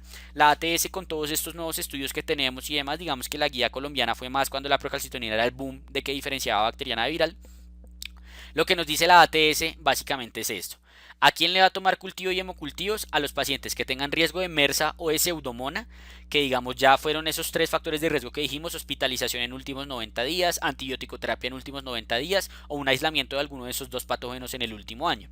Paciente que tenga neumonía severa, y con neumonía severa se refieren a los criterios de la TS-ITSA, es decir, que el paciente tenga que entrar a UCI o criterio clínico. Listo, si usted considera, bueno, este man de pronto tiene un componente bronquiectada, psicobla, yo no sé qué, mejor yo se lo tomo, ¿cierto? No está dentro de los tres criterios para pseudomona, pero yo sé que si es una fibrosis quística puede tener su pseudomona ahí metida, entonces mejor tomarle un cultivo, ¿cierto? En cuanto al antígeno urinario, dice solo se toma si el paciente tiene un nexo epidemiológico de legionela, o sea, es digamos un crucero que de la nada hay una epidemia de neumonía en un crucero, pues oiga, algo pasó ahí y puede ser una legionela o el paciente con neumonía severa. Y vean lo curioso de la procalcitonina. La procalcitonina no la recomiendan. Para nada, para nada. Si bien mencionamos que tiene sus estudios para duración antibiótica en pulmón, en infección pulmonar, y es en lo que más se utiliza, la ATS dice no la use, no se recomienda, no la vamos a usar para absolutamente nada. La procalcitonina y pues es importante eso, tenerlo en cuenta que cada vez más ustedes van a ir viendo cómo la procalcitonina está entrando un poco más en desuso y va a terminar siendo como una PCR. Eh, Listo. Ahora sí entramos a la parte del manejo. Ya hablamos de por qué se da, quién lo da, ya hablamos de cómo diagnosticarla, cómo estratificarla, etcétera y demás, y determinar dónde la voy a manejar. Ahora sí, con qué la voy a manejar, ¿cierto? Se va a manejar uno pues con medidas de soporte si lo requiere. Si el paciente llegó hipotenso, pues póngale líquidos. Si el paciente llegó desaturado, póngale oxígeno. Si llegó en falla ventilatoria, intúbelo y así sucesivamente, ¿cierto? Eh, Monitorización, digamos, a los pacientes que haya que hacerle, digamos, digamos, hospitalizarlos. Si el paciente llegó en sepsis, perdón, aquí me faltó una N, qué pena con ustedes, se le hace todo el manejo del surviving sepsis. De sepsis hablaremos pues más adelante en otra tutoría. Y digamos el componente más importante que ustedes tienen que saber de este tema, porque pues sepsis y eso es una tutoría aparte, insuficiencia respiratoria es una tutoría aparte, pero de neumonía lo que más les tiene que quedar es cómo lo van a manejar con los antibióticos, qué antibiótico le vamos a montar a esas neumonías. Para la antibiótico-terapia, la primera cosa es uno olvidarse del por si acaso, es decir, no vamos a andar montando cefepime y piptazo porque sí, sino de forma justificada, ¿cierto? No es como, ay, por si no, no, es si el man tiene riesgo o no tiene riesgo, ¿listo? Número 2, siempre desescalonar si es posible. Si tenemos un paciente que ya le sale un cultivo y ese cultivo es puto, o digamos, si nos está creciendo en un cultivo un gram negativo, pues dejemos de cubrir el gram positivo. Si tenía vancomicina, quitémoselo. Y así sucesivamente. Siempre desescalonar en la medida que sea posible. 3. Iniciar manejo en las primeras 4, máximo 8 horas. Cada hora por encima de las 8 horas se ha visto que tiene o afecta, digamos, directamente la probabilidad de que ese paciente les sobreviva. ¿Listo? Entonces aumenta la mortalidad por cada hora de retraso por encima de las 8 horas. El manejo empírico, entonces, además de estas tres reglas, digamos que ya mencionamos, lo vamos a determinar según el compromiso y según los factores de riesgo. ¿Listo? Y una vía de administración justificada, es decir, vamos a poner antibiótico intravenoso cuando se justifique ponerlo intravenoso, no vamos a andarle poniendo antibiótico intravenoso a todo el mundo. Y algo que les dejo aquí es las famosas quinolonas respiratorias, que en esa guía de la ATS ustedes van a ver que incluso en algunos lados las pueden mencionar de primera línea, de las primeras opciones. Acá en Colombia no, ¿cierto? Ya habíamos mencionado en antibióticos que las quinolonas seleccionan cepas resistentes de Mycobacterium tuberculosis y por eso acá en Colombia las tratamos de evitar en la medida de lo posible su uso. Entonces, si decidimos que el paciente lo íbamos a mandar para la casa, que recordemos que ese paciente con CURP de 0 o 1 o con ese PSI de clase 1, clase 2 o clase 3 y que no tenga ninguno de los otros criterios de hospitalización que mencionamos, ¿qué manejo le vamos a dar? Depende pues nuevamente de las guías. La guía colombiana que nos dice, póngale Amboxa, Claritro o Acitro. Y si tiene factor de riesgo para neumococo resistente, póngale amoxiclavulanato o macrólido. ¿Cuál es el problema que tiene esta recomendación de la guía colombiana? Si recuerdan, pues para los que estuvieron en la tutoría de antibiograma, ¿sí? Sí, hablando de cómo era la resistencia del neumococo frente a los betalactámicos, el neumococo no tiene penicilinasa. O sea, si un neumococo es resistente a amoxicilina, si yo le pongo amoxiclavulanato, no estoy haciendo nada, porque no tiene una beta-lactamasa, no tiene una penicilinasa, es porque mutó una PVP. Y entonces ese clavulanato no me está sirviendo de nada. Con base en eso y con ese sustento, digamos, como más fisiopatológico, la ATS-ITSA me parece a mí que tiene una recomendación un poco más acertada y dice: amoxicilina de primera línea a todos los pacientes, y si el paciente tiene comorbilidades, asplenia, es decir, el factor de riesgo para neumococo resistente, yo le voy a poner amoxiclavulanato más macrólido, las dos cosas juntas, porque el macrólido sí le va a pegar a ese neumococo resistente. A los betalactámicos, a menos de que pues también sea resistente a los macrólidos, esperemos que no, pero uno asumiría que el macrólido le va a pegar. ¿Listo? ¿Qué es otra cosa importante a mencionar acá? Si bien la guía colombiana habla de la claritromicina o acitromicina aquí en la primera línea, y la ATS-ITSA, la que había antes del 2019 o del 2014, ponía de primera línea la claritro y la acitro, porque con clarito y con acitro se logran duraciones antibióticas de 3-4 días. O sea, uno le da antibiótico solo por 3 días y con eso ya chao la neumonía. ¿Qué es lo que pasa? Acá en Colombia, en España, en Europa en general, los estudios de las, digamos, cepas de neumococo que tenemos nosotros muestran que tienen una resistencia más o menos superior al 30% hacia los macrólidos. Los norteamericanos creían que no tenían eso y ellos recomendaron acitromicina para todo el mundo. La ATS-ITSA de la 2019 dicen, nos dimos cuenta que la embarramos. Acá definitivamente tenemos una población, o no sé si fue que la crearon después de esa guía, pero ahora la población de ellos de estrepto también es más que todo, en su mayoría, más de 25% resistente a los macrólidos, y por eso no le dan no le dan macrólidos de primera línea. Entonces, en resumen, paciente ambulatorio, su primera línea va a ser amoxa, y si el paciente tiene riesgo para neumococo resistente, en mi opinión, va a ser amoxiclavulanato más macrólido la opción que deberíamos utilizar para el manejo antibiótico. Como segunda opción o como última línea tenemos también doxiciclina y quinolona, que se podría llegar a utilizar. Doxiciclina con texto de paciente alérgico, digamos, a los betalactámicos, y pues digamos la quinolona última línea, como pues ya hemos mencionado. Si el paciente lo vamos a hospitalizar, ya es un CURP de 2 para arriba, un PSI clase 4, clase 5, o tiene alguna de las indicaciones de hospitalización, el manejo va a depender en la guía colombiana de si es un grupo 2 o si es un grupo 3. La guía colombiana nos dice, si es un grupo 2, usted le va a poner macrólido sí o sí a todos los pacientes que usted hospitaliza, le va a poner penicilina cristalina o ampicilina solita, ¿listo? Y ese va a ser el manejo. Y después usted empieza a dar factores de riesgo.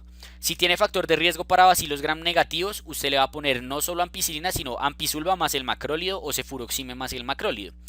Si el paciente tiene riesgo para neumococo resistente, ya no le va a poner ampi ni ampicilva ni nada. Vean que aquí sí es más lógico, ceftriaxona. Le va a poner ceftriaxona más el macrólido. ¿Listo? ¿Qué nos dice el grupo, la guía colombiana de si llegamos a tener un grupo 3? Al grupo 3 le vamos a montar sí o sí, el combo es macrólido más ampicilva, más oseltamivir, más vancomicina. Un cóctel enorme, digamos, de antimicrobianos, ¿cierto? Si tiene riesgo de pseudomona, le quita el ampicilva y en vez del ampicilva usted le va a poner piptazo o cefepime. Y si tiene riesgo de MRSA, perdón, no mentira, olvídenlo, así está. Y digamos que le vamos a poner quinolona de última línea a los pacientes que sean alérgicos, etcétera y demás. Vean que este cóctel es enorme y aquí hay un problema bastante grande que es este oseltamivir. ¿Listo? Nuevamente es porque la guía colombiana fue cuando el oseltamivir, el boom, H1N1, etcétera, además, yo no sé qué, el oseltamivir servía para todo, la influenza del oseltamivir la mataba, pero ya se sabe que no. Los estudios que tenemos de oseltamivir con influenza, los metaanálisis lo que nos muestran es que el oseltamivir, si mucho, reduce, creo que no alcanza el día, como 20 y algo de horas de sintomatología, sin tener impacto en mortalidad, en complicaciones, en estancia en UCI, en estancia hospitalaria, en nada, ¿cierto? Entonces el oseltamivir, así como de rutina todo grupo 3, no está justificado en este momento con lo que hay de evidencia. Digamos que acá en Colombia por protocolo se sigue haciendo, el protocolo de Irak, etcétera, además se sigue haciendo, pero vamos a, pues ya saben ustedes que por evidencia el oseltamivir no sirve de mucho, ¿cierto? Y además sirve en las primeras 48 horas de la infección. Y muy probablemente un paciente no les consulta en las primeras 48 horas de los síntomas respiratorios si llega a tener una influenza. Entonces son varias cosas ahí como críticas que podrían haber para este esquema antibiótico que propone la guía colombiana. ¿Qué nos dice la guía de la ATS-ITSA? Si el paciente yo decido hospitalizarlo, yo lo voy a dividir en esto. El paciente tiene riesgo o no tiene riesgo. ¿De qué? De pseudomonas y de MRSA. Punto. Es lo único que ellos van a analizar. Si no tiene riesgo ni de pseudomonas ni de MRSA, el manejo que yo le voy a dar intrahospitalario va a ser ampicilva más macrólido. ¿Cierto? O monoterapia con quinolona. Ya sabemos que esto para nosotros no es opción. ¿Cierto? Si el paciente tiene riesgo de pseudomona o de MRSA, entonces si es un riesgo de pseudomona, lo que yo voy a hacer es dejarle el macrolído y a eso yo le voy a sumar piptazo o cefepime, o sea, no ampicilva sino piptazo o cefepime. Y si tiene riesgo de MRSA, además de ampicilva y de piptazo, yo le voy a añadir vancomicina o linesolid. Si tiene riesgo de los dos, pues va a ser piptazo, macrolído o banco, ¿cierto? Digamos como que esa va a ser la combinación. Y nuevamente, quinolona ahí la tenemos como opción de última línea, etcétera, y demás con todas las precauciones que ya hemos mencionado. En resumen, digamos que yo me inventé este cuadrito para que nos quede cómo vamos a manejar cada uno de los grupos, por así decirlo, que es en el idioma que más se suele hablar pues acá en los hospitales acá en Colombia. Para el paciente grupo 1 o ambulatorio, lo que nos dice la guía colombiana es sin factor de riesgo amoxa, claritro o acitro, ya saben que mejor amoxa, y con factor de riesgo amoxa, claulanato o macrolida. Para el grupo 2 nos dice que macrolído sí o sí le vamos a poner penicilina Wampi y esto lo vamos a cambiar si tiene factor de riesgo para gram negativo Ampicilva, si tiene factor de riesgo para resistencia ceftriaxona. Y el grupo 3 a todo el mundo le vamos a poner ampicilva más macrolído más oseltamivir. Si tiene factor de riesgo para pseudomonas le quitamos el ampicilva y le montamos piptazo. Si tiene factor de riesgo para MRSA le añadimos la vancomicina o el linesolid. La ATS-ITSA por su parte nos dice si yo lo voy a mandar para la casa y no tiene factor de riesgo amoxa, si tiene factor de riesgo para resistencias, cosas por el estilo amoxa claulanato más macrolído y cuando yo lo hospitalizo, a todo el mundo ampicilva más macrolído y el resto va a ser según factor de riesgo para pseudomona o según factor de riesgo para MRSA. Y vean que la ATS-ITSA es clarísima. El oseltamivir ellos solo lo ponen si tienen un aislamiento positivo para influenza o una historia clínica muy sugestiva y está en las primeras 48 a 72 horas de sintomatología. No se lo ponen de rutina a todo el mundo a diferencia de la guía colombiana, que creo yo pues es con lo que tenemos ahorita evidencia, es la recomendación que debería hacerse conforme a los oseltamivir.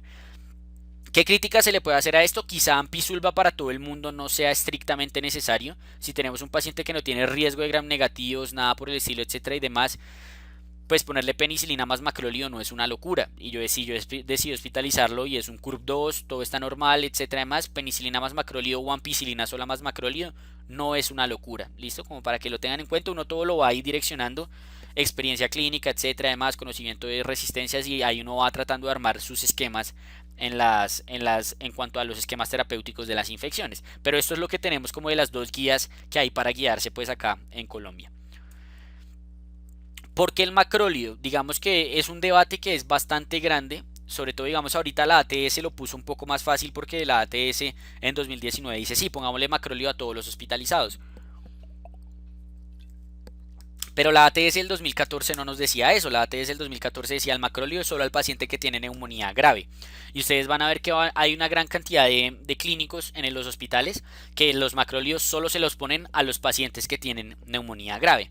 La razón de eso, ¿cuál es? Que en general acá en Colombia se ha visto que, perdón, en Colombia no, en el mundo, en los estudios que hay del uso del macróleo en el paciente hospitalizado por neumonía, hay una disminución en la mortalidad, pero en los pacientes en UCI. O sea, todos estos estudios en los cuales se fundamentan estas recomendaciones tienen pacientes con PSI clase 5, con ATSI altos, todos están en UCI, todos están bien jodidos, ¿listo? Mientras que el paciente normalito hospitalizado por una neumonía casual no está dentro de estos estudios y no hay evidencia suficiente para decir, venga, el macrolído sí le sirve. ¿Qué es lo que pasa? Salió este estudio que se llama el CAPSTART, y el CAPSTART dijo, bueno, como nos dimos cuenta de eso, vamos a coger a los pacientes fuera de UCI y les vamos a poner macrolío a la mitad, a la otra mitad no les vamos a poner macrolío y vamos a ver si hay un beneficio o no. Y ellos dijeron, no hay beneficio en el paciente fuera de UCI, no hay una menor mortalidad, no hay nada, listo, o sea, ponerle el macrolío no es nada. Pues no le adiciona nada, perdón. Porque, digamos, o pues digamos, este argumento me lo enseñó pues el doctor Iván Noreña, que es el infectólogo anterior de la Fundación Cara Infantil, y él lo que me dijo, y es un fundamento bastante lógico que tenemos acá en Colombia, es que acá por epidemiología sí hay un sustento en ponerle macróleo a las neumonías. Si uno se pone a ver, digamos, como el estudio del CAPSTART, que es el que utilizaron, perdón, me voy a ir por acá. Este es el CAPSTART, ¿listo? Si uno se pone a ver cuáles fueron las causas de las neumonías en el CAPSTART, vean el micoplasma, ¿sí? Posible, no había ninguno comprobado, acá muy poquitos, legionela también son muy poquitos, tiene una prevalencia de atípicos mínima, del 1-2% mínima. Nosotros vimos ahorita que en el estudio de Vélez de acá de Colombia, las prevalencias de los atípicos sumadas podían llegar fácil al 20-30% de las neumonías del paciente en Colombia que se hospitaliza, que son los que hicieron esos estudios. Entonces acá en Colombia, por epidemiología, tiene sentido poner el macrólido, porque la legionela, el micoplasma, etcétera, no se van a morir con la penicilina o con la ampicilina, y el macrólido sí los va a matar porque va a ser el de elección cuando yo tengo sospecha de atípicos, ¿listo? Entonces acá en Colombia sí tiene sentido poner macrólido a todo el mundo. Ahora, la pregunta es, ¿será que hay algún macrolío mejor que otro? ¿La citro puede ser mejor que la claritro? ¿Qué me dicen de la eritro? Etcétera. Además, ese es un estudio reciente que salió este año en cuanto a la diferencia de mortalidad comparando estos tres grupos, estos cuatro grupos, perdón, betalactámico solo, quinolona respiratoria sola, acitromicina más betalactámico y claritro más betalactámico. Y vean la diferencia tan importante que hay en la mortalidad entre la claritro y lo que sería la citro, la quinolona y el beta-lactámico. Entonces, el resumen es, si pueden, pongan claritro. Si van a poner a alguien un macrolío, póngale claritro mejor que a citro, porque parece ser que les va mejor. Algo importante aquí es que todos los pacientes de este estudio eran PSI clase 5, o sea, todos estaban hospitalizados casi que para irse para UCI. Otras consideraciones importantes a tener en el manejo de un paciente con neumonía. La primera es que la duración del antibiótico debe ser de mínimo 5 días y la extensión va a ser según clínica y complicaciones. La segunda es que si el paciente tiene alergia a los betalactámicos, se le puede utilizar doxiciclina, macrolío como monoterapia con el pero que ya hablamos de ese 30%, más de 30% resistente a los macrolíos. Y tenemos pues también la quinolona respiratoria como última línea.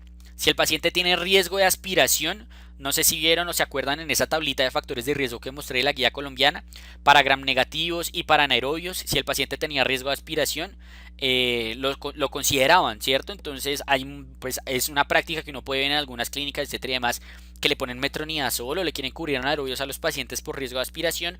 Y lo que nos dice la ATS de ITSA con los últimos estudios que hay es que a menos de que yo tenga evidencia de que se mantiene un empiema o un absceso, no tengo por qué estar poniendo un manejo adicional al ampicilina más macrolío que ellos recomiendan ahí para el manejo, pues digamos, hospitalario. ¿Cuándo voy a transitar, digamos, a los pacientes que me tocó hospitalizarlos y que les puse antibiótico IV, a cuándo los voy a pasar a vía oral? Los pacientes tienen que cumplir con todas estas condiciones, que básicamente es que estén perfectos en las últimas 24 horas, sin alteración del estado de la conciencia, sin alteración en los signos vitales, sin fiebre, que toleren la vía oral, etcétera y demás. Algo importante es saber cuándo se le va a los pacientes los problemas por los cuales llegó, ¿cierto? Y el más importante, sobre todo que me importa que les quede es este. Un paciente se queda con infiltrados en la radiografía de tórax por aproximadamente 30 días. Puede quedar con tos por 14 días, igual que la fatiga. La fiebre, la taquicardia, la hipotensión, como el CIRS, sí se le debe ir de forma temprana, pero vean que la tos y los infiltrados no. Entonces, que un paciente tenga tos no significa que va mal, ¿cierto? Porque puede durar con la tos los 14 días. Pero si el paciente sigue taquicárdico, está más hipotenso, eso sí puede ser que el paciente va mal y es importante tenerlo en cuenta. Entonces, cuando tenemos un paciente que verdaderamente va mal, o sea, es un paciente que de verdad no mejoró fuera de estos tiempos, hay varias cosas a considerar. La primera es que yo tengo que descartar que el paciente tenga una comorbilidad que enlentezca la mejoría. Los pacientes epocosos, los pacientes con VIH, los pacientes diabéticos se demoran un poco más en recuperarse. Segundo, valorar que el paciente, bueno, si no me mejoró, yo le puse el manejo antibiótico, etcétera y demás, puede tener otras infecciones. Entonces, valorar gérmenes poco comunes como tuberculosis, nocardia, actinomyces, aspergillus, valorar que haya una resistencia adquirida o que haya una complicación que no se haya evidenciado o que se haya desarrollado, digamos, después del diagnóstico como un absceso o un empiema. Porque definitivamente un derrame de un paciente que está infectado, o sea, un empiema, eso hay que ponerle un tubo, ¿listo? Porque digamos que el antibiótico llegue ahí y mate todas esas bacterias, es difícil. Considerar etiologías no infecciosas, entonces etiologías autoinmunes, neoplasias, neumonías organizativas, EPITS, etcétera y demás. Y a esos pacientes usualmente se van o de TACAR o de las dos, TACAR más fibrobroncoscopia con lavado broncoalveolar y ahí se determina pues qué es lo que tienen. ¿Cuándo les voy a dar egreso hospitalario? Que sería como lo último de esta parte. Cuando el paciente se encuentra estable y no tiene nuevos criterios de hospitalización, está tolerando la vía oral y es factible realizar la vía oral. Digamos, si yo lo estoy manejando con cefepime y con cefepime va bien y yo no tengo cultivo, ahí yo les puse una frasecita que decía, pues no la leí, es, ojo, no se pelea con el éxito. Es decir, si yo tengo un paciente que tiene factor de riesgo, yo que sé, o tiene un aislamiento reciente por una pseudomona, y le pusieron manejo con AMPI, y con la AMPI el man va perfecto, digamos que yo ponerme a escalonarle el manejo de una, pues no, con el éxito no se pelea, el man va bien con la AMPI, de pronto lo puedo bajar solo con eso, ¿cierto? Lo mismo sucede al revés, si estoy solo con cefepime, me tocó ponerle cefepime de una porque tenía el riesgo de pseudomona, por ejemplo, yo le puse cefepime. Eh, el man va bien con mi cefepime, pero no tengo cultivo, no tengo nada, no tengo razón para desescalonarlo, ¿cierto? Entonces el cefepime no se puede pasar a vía oral. Entonces a ese paciente o toca por PHD o terminarle el manejo intrahospitalario. Educación a todos los pacientes, vacunarlos idealmente, neumococo después de los 65 años, influenza a todos. Y este es el resumen de casi todo lo que hemos hablado. Me llega el paciente con la sospecha clínica, determino si puede ser típica, atípica, viral, la confirmo con una imagen, idealmente una radiografía, si me quedan dudas con un TAC. Cuando diagnostico que el paciente tiene una neumonía, estratifico su riesgo con CURB o con PSI y los clasifico en grado 1, grado 2 y grado 3 o grupo 1, 2 y 3. El grupo 1, entonces ya sabemos que va a ser el paciente que es un CURB 0 a 1, un PSI 1, 2, 3. El grupo 2 es el CURB 65 de 2. Y el PSI, digamos, aquí me gustaría dejar solo el 4, no el 5. Y en el alto riesgo tenemos el CURB de 3 a 5 y el PSI de 4, de 5, perdón. O que pues tenga los criterios de ATS-AIDS, ¿cierto? El grupo 1 se va para su casa y lo voy a dejar con amoxa, si tiene factor de riesgo, amoxa claulanato más macrólido. El grupo 2 lo hospitalizo según sus factores de riesgo. Si no tiene factor de riesgo para nada, lo dejo con penicilina más macrólido o ampicilina más macrólido. Si tiene factor de riesgo para gram negativos, ampicilina más macrólido. Y ya, digamos, si tiene factor de riesgo para neumococo resistente con ampicilina con ampicilina más macrólido también se puede manejar. ¿Listo? No es necesario ponerle esa ceftriaxona ahí que dice la guía, pues según lo que nos recomienda la ATS-AIDS. Si el man ya está muy maluco y se fue para UCI, entonces digamos que aquí es donde está más que todo el beneficio de tomar las pruebas de cultivo de esputo, gram de esputo, hemocultivos, etcétera y demás, no tomar procalcitonina y empezar un cubrimiento antibiótico empírico de amplio espectro. Entonces se le pone ampicilina más macrólido, si tiene riesgo de pseudomonas lo cambio a piptazo más macrólido y si tiene riesgo de MRSA le adiciono la vancomicina al esquema, sea con ampicilina o con piptazo, pues según el riesgo de la pseudomona, ¿cierto? Y oseltamivir no a todo el mundo, solo si tengo aislamiento de influenza. Y eso sería todo en cuanto a neumonía. Lo último que me quedan son como 4 diapositivas, creo, en neumonía nosocomial. No sé si hasta aquí alguien tenga alguna duda de la parte de neumonía adquirida en la comunidad.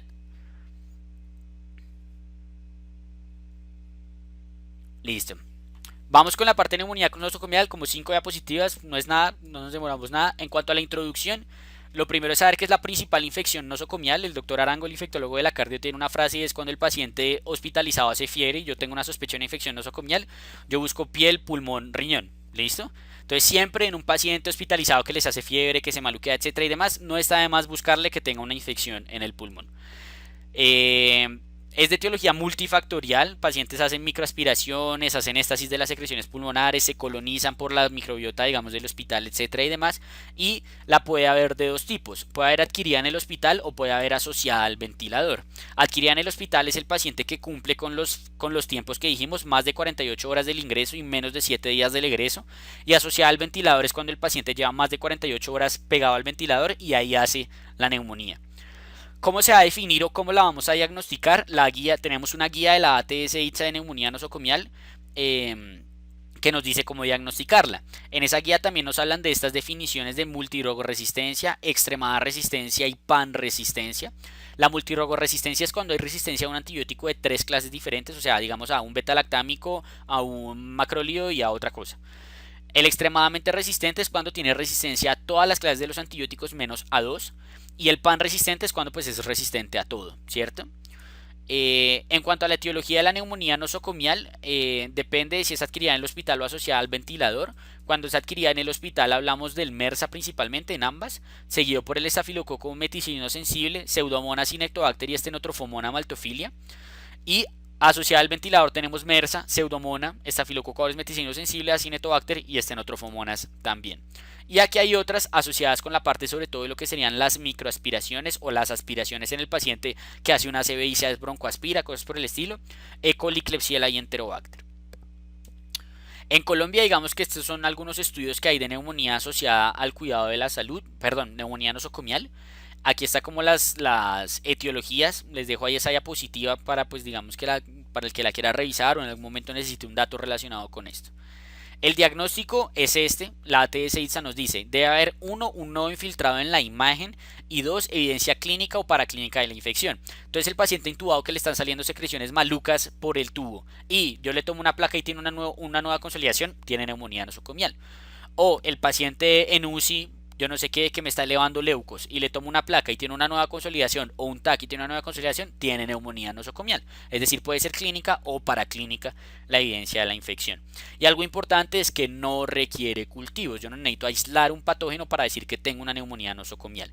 Si yo voy a hacer cultivos, lo primero que se hace es un cultivo de secreción orotraqueal, y de segunda línea ya se hace una fibrobroncoscopia más lavado broncoalveolar si yo tengo un fracaso terapéutico o cosas por el estilo. El manejo entonces de estas neumonías, esta es la última diapositiva si mal no estoy, va a depender de esto. No tiene factor de riesgo, tiene factor de riesgo para MRSA o tiene factor de riesgo para bacilo gram negativo multidrogoresistente. Es decir, pseudomona. Aquí pongan factor de riesgo para pseudomona. Si no tiene factores de riesgo, lo voy a cubrir con un antipseudомониco a todos. Es decir, le pongo piptazo o cefepime o carbapenémico. Si tiene factor de riesgo para MRSA, además del antipseudомониco, le voy a poner un antimersa, ¿cierto? Que va a ser vancomycin. Ya sabemos que adapto no, porque el adapto no sirve en el pulmón. Y si tiene factor de riesgo para bacilo gram negativo multirogoresistente, digamos que lo que voy a poner es 2 antipseudомоnicos y ya. Si tengo las dos juntas, 2 antipseudомоnicos más el MRSA, ¿listo? Y digamos que eso sería la parte como tal pues del manejo de la neumonía nosocomial. Y listo, eso sería todo en cuanto a lo que es neumonía. Creo que pues traté de abordar todo lo que hay hasta el momento en cuanto al abordaje diagnóstico como tal, manejo y demás. No sé si hay alguna duda adicional, algo por el estilo. Listo.